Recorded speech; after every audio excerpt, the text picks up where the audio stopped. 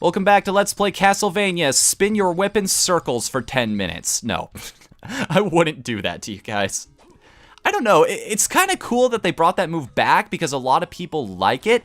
I'm just not sure why a lot of different people like it, because look, I'm sure it does way less damage than your normal attacks. Yeah, look at that, 2 as opposed to my normal 13. It doesn't increase your hitbox a whole lot, so unless you're surrounded by endlessly spawning enemies that die in one hit, great. I'm going off on this tirade about how the move is useless and you just prove me wrong immediately. Thanks for that, game. But in 99% of practical situations, it's kind of useless unless you're like showing off or something. I mean, at that rate, they might as well just bring moonwalking back. I love how I actually tried to do it there too. Oh, this music. So good, I can't deal. And that's something I actually brought up in the last episode, a conversation that, in perfect trademark fashion for Whatthefnu, I did not finish. Redstone, hold on a second. Speaking of interruptions, let me check what this does. Is that a relic? No. Is it an equipable item? I don't... Oh, it's on the... Oh, it's an extension for the whip. Oh, I get it. Is it like the old games where it actually sets my whip on fire? No. No visual change. Now I'm sad. It feels a lot less powerful now. Like, I saw that it upped my strength, too, so even if the enemies don't have an elemental weakness to fire, it still makes me feel a little more powerful, which, that's a great little mechanic. I'm glad they put that in. That's a mental thing. It's the kind of thing you only notice when you start playing games like a developer. And speaking of playing games like a developer, I want to talk about 8-bit music. Or chiptunes just in general. I've heard a lot of arguments people make that old school video game music was a lot better than new school video game music, which, by the way, is absolutely ridiculous when we've got things like the Halo theme out there. Hello. Rubber armor. It's actually better than what we've got. Does this protect me against lightning damage or something? I'd love to know. I remember there was a particular boss in Symphony of the Night that is kind of infamous for being super overpowered, has lightning abilities, but the thing about old school video game music is it was made from 8-bit tunes. It was made from square, triangle, and sine waves, and the thing is, those instruments are so simple that you kind of fill in the blanks yourself. It's like when you're playing a horror game. Any professional will tell you that the best part of a horror game is not actually when the monster shows up, it's the anticipation of the monster. Like that constant feeling of being on edge. It's like, I know it's gonna come, but I don't know when. You're constantly feeling that tension, because you will always scare yourself better than any developer ever could. That's just how psychology works, and it applies to old school video game music too, especially something like this. Like, I can pretend that very high-pitched noise in the background is a flute, is a trumpet, is any kind of instrument I wish, and it's also why sites like OC Remix are so popular, and I think are such a great contribution to video games in general, because it allows you to try your hand at realizing those in a way that makes sense to everybody, maybe even more so than the original tunes did. Like I said, though, it's always the skill of the composer that will come first and foremost. The idea that... Uh-oh, we got a new weapon. I gotta turn on the spell book for that. So what does this one do? Ooh, we got homing knives! This guy's taking quite a few hits, too. That's a little disheartening. Holy cow, he does a lot of damage, too. I gotta be careful about this. Oh, no, no, no, no, no. I know what's happening here! Whoa, whoa, whoa, whoa, whoa! He's got elements, too. Jeez! Oh, this guy's powerful. I gotta help me watch my health here, guys. Yell at me in the comments if I die during this fight! Okay, I'm gonna have to eat a potion here. Holy cow, and I've only got a couple of those, too. Because that guy's guarding a power-up. I want that potion. Because it'll make all my other fights easier from this point onward. It's the idea that you've already been... I understand why they do that, too. Sorry, little grossness aside. The reason you do that as a game... Well, nah. Let's go... Oh, he's gonna respawn, though, isn't he? Great, I just locked myself out of that room, because I'm not fighting another one of those again, and that's things I've already seen down there. So yeah, video game music. High definition or not, it's always about the people making it that decides whether or not it's going to be good, because there are bad 8-bit songs out there too. Don't get me wrong. And especially something like Castlevania Symphony of the Night. I've heard excerpts of that. Oh, what is that one track? Dance of Pails? Pale Waltz? It's something that sounds like it plays in a dance room. It's got that 3/4 tempo to it, or that waltz tempo to it. It's very, very good. Ooh, what does the bottle do? Hang on a second. What is that exactly? Hold on. We're just getting new things left and right here. Alright.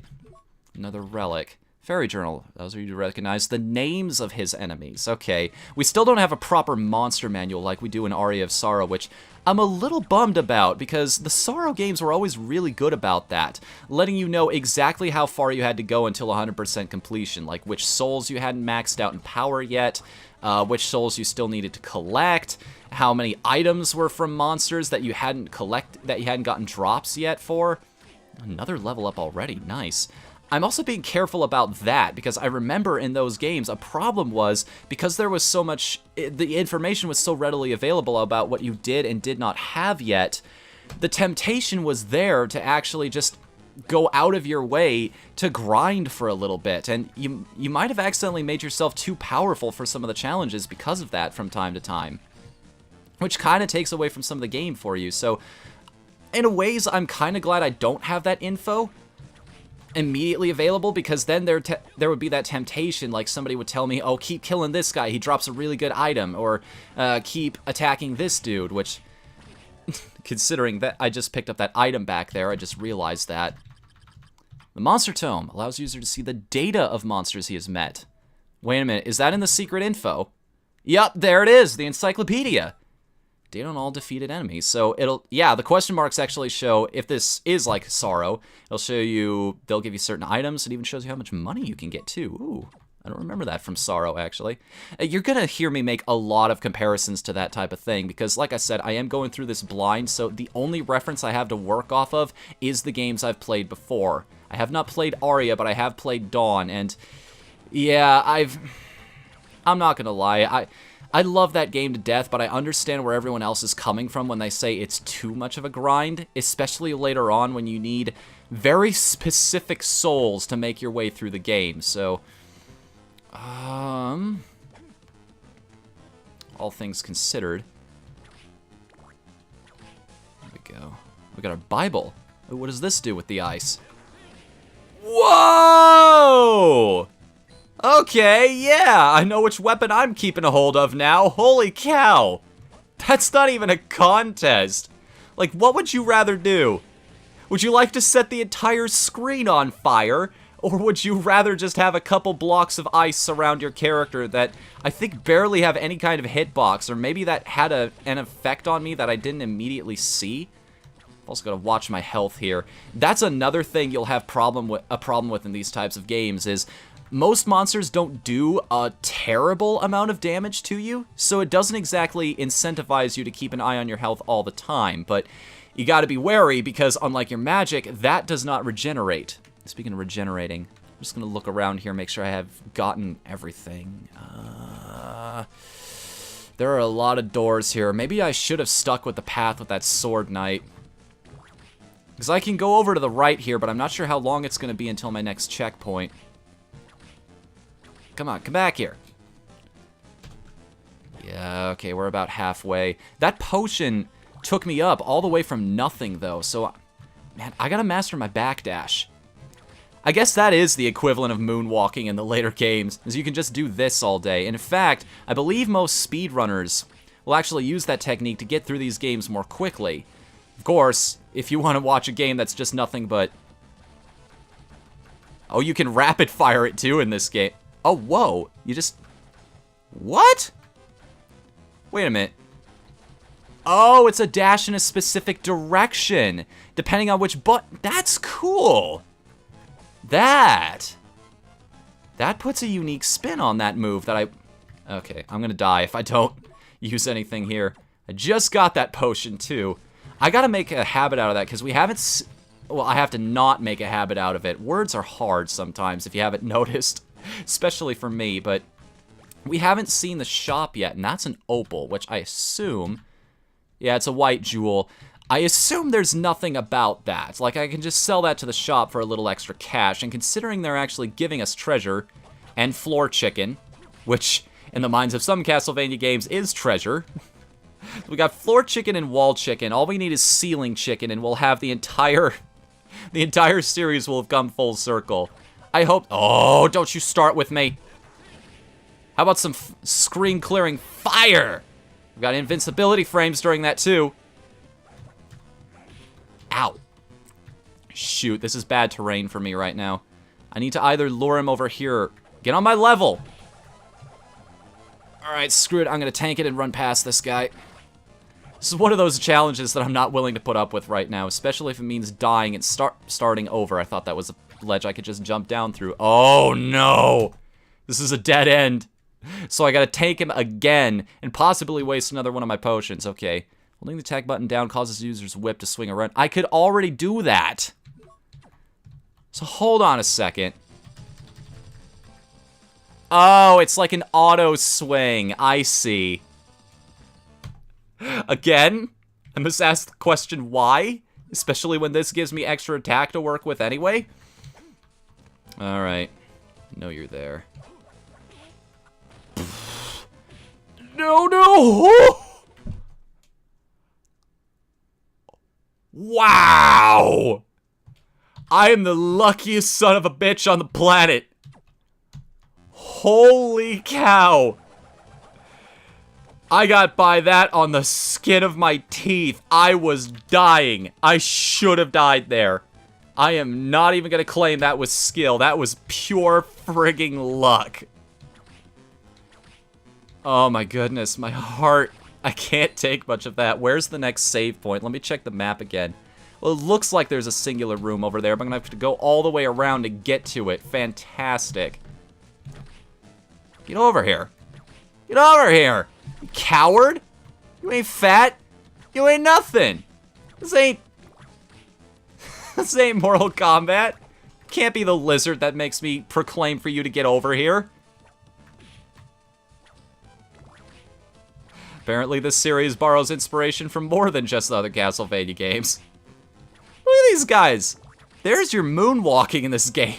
Constant walking back until they hit a wall. I wonder how that AI actually works. If that was deliberate or it was an unintended result of some other behavior they were trying to give them. Oh, there's something up there. I mean, it's just a candle with some money in it, but it's worth not having. It's worth having as opposed to not having, you know what I mean? I mean, if you could take 2 seconds to fill your pockets a little more and maybe make the game easier for you in the long run, it's worth it to me. Make sure I don't get burned again, because I've already eaten like 3 potions this episode. There's some absurd amount, so I'm not going to push my luck any further than I need to now. I pride myself on that. The idea that I don't have the... Oh, I didn't see the ledge at first. Never mind. I thought we were in trouble for a second. It's like, are they seriously going to make us go back through the entire castle to find the double jump power-up before we can do this? I am dreading that. That is my least favorite part of these kinds of games, is the idea that they dangle... games will do this. They will dangle a treasure right in front of your face, and it's so obvious that you need a power-up to get to it. Some people eat that stuff up. I just find it to be a gigantic distraction. Anyways. It just kind of pisses me off knowing that there's something there that I can't get. That I'm not allowed to have until I arbitrarily go to another part of the castle. I mean, this is something I've actually screwed around with my... Oh, there it is. The best sub-weapon. What? Oh, it's like a guardian. It shoots itself at anything that comes by. But now I've lost it. So I've got this one cross and I need to make the most of it. It's like a little sentry turret that follows you around wherever you go. That's awesome. Okay, this white dragon. Get past him. Oh, does that increase my life back to full? Yes, it does. So how do I get down through here? Where are you going? Where are you wrapping around to? Oh, and I needed to go all the way back around.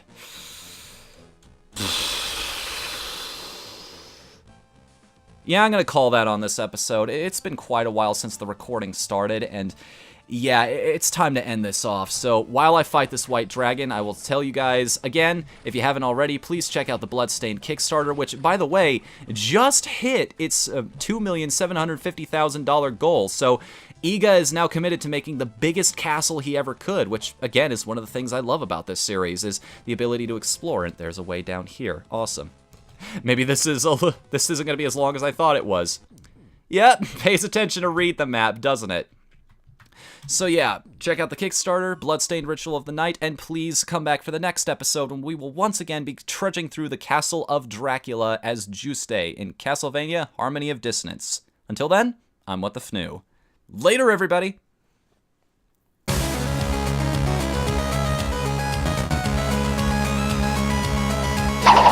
Get over here!